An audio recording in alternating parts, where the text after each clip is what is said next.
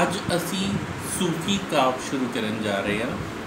सूफी कवि किवें पैदा होए, उन्होंने सूफी कवि क्यों कहा जाता है? क्योंकि वो सूफ के कपड़े पाते सी ते सूफ ते सौंदे सी। वो अपने आप को परमात्मा दे नाल जोड़ के परमात्मा नूं अपना अंग संग समझते सी ते वो अपने गुरु अपने मुर्शद उसे दे ही ध्यान विच रहिंदे सी ते उसे नूं अपना सब कुछ मानते सी। सब तो पहला असी शेख फरीद जी दे कुछ श्लोक करन जा रहे हाँ। शेख फरीद जी लिखते हैं, फरीदा जे तू अकल लतीफ काले लिख ना लेख।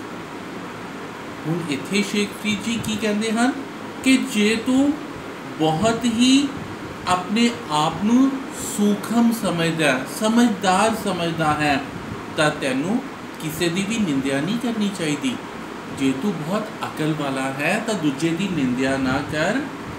अपने गिनेवान में सिर नीवा कर देख। तो तैनूं सब तो पहला अपने गिरेवान दे विच झांकना पएगा।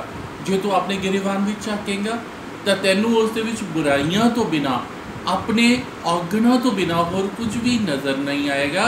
इसलिए किसी नूं बुरा कहने तो पहला सब तो पहला तू अपने आप नूं देख। अगला श्लोक है, फरीदा जै ते मारे मुखियां फरीदा जो ते मारन मुखियां तिन्ने ना मारे घुम। फरीद जी कहते हैं कि जो तैनूं कुछ मुखी मारता है तो बदले विच ये नहीं कि उसनूं मुखियां मारन लग, अपने घर जाके पैर तिन्हां दे चुम। भाव कि जे कोई तेरे नाल माड़ा सलूक करता है तू उस नाल माड़ा सलूक नहीं करना, सगो तू उस दे पैर चुम। भाव शांत अवस्था विच रह ते शांत अवस्था विच रह के उन्हां दा भला कर ताकि उन्हां नूं अपने आप उत्ते ही शर्म महसूस होए।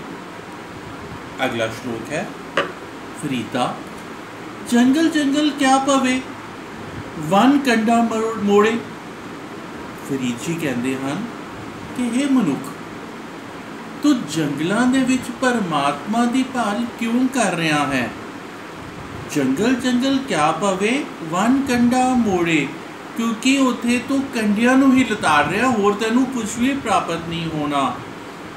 वसी रब है लिए जंगल क्या ढूंढे, क्योंकि रब नूं जे तू लभेगा रब तां तेरे हिरदे विच ही वसदा है। तू अपने हिरदे विच झाक, उस परमात्मा नूं तू अपने अंदर ही पाएगा। इसलिए जंगलों की खाक छानन की तैनूं कोई भी ज़रूरत नहीं है। अगला श्लोक है, फरीदा शक्कर खंड निवार गुड़ माखियो माजा दुध। की कह रहे हैं फरीद जी कि शक्कर खंड मिश्री गुड़ शहद माजा दुध ये सारिया ही चीज़ां बहुत मिठियां हैं। सबे वस्तां मिठियां रब ना पीजन तुद। पर ये सारे चीज़ां की मिठास भी रब तक नहीं पहुँच सकती जो मिठास परमात्मा के नाम विच है, गुरु के नाम विच है। उसकी मिठास तो इन्हां मिठियां चीज़ों तो भी प्राप्त नहीं कर सकता। अगला श्लोक है, फरीदा रोटी मेरी काटती लावन मेरी भुख। फरीद जी की कहते हैं, मेरी रोटी जौं दी बनी हुई है अते मेरी भुख उस नाल ही बुझ जाती है। जिन्ना खादी चौपड़ी घने सहन के दुख। ते जेड़े इस संसार दे विच हर वेले पकवानां दे विच लगे रहंदे हन, भाव जेड़े हर वेले रोटियां दे विच जेड़े ये लोभ मोह अहंकार विच लगे रहंदे हन, उन्हां नूं दुनिया विच सारे दुख सहने पैंदे हन। भाव फकीर लोग जे सादा खांदे हन तां वो संसारिक भोगां दे विच जेड़े दूर रहंदे हन। पर जे असीं संसारिक भोगां दे विच रुचे रहांगे तां परमात्मा की दरगाह विच सानूं उन्ने ही दुख प्राप्त होणगे। इसलिए सानूं अपना लोभ मोह अहंकार त्याग के परमात्मा के नाम विच उसका सिमरन करना चाहिए ते उसकी भगती करनी चाहिए। ਨਮਸਕਾਰ। ਬਾਕੀ ਬੱਚਿਓ ਆਪਾਂ ਕੱਲ ਕਰਾਂਗੇ। ਸ਼ੁਕਰੀਆ।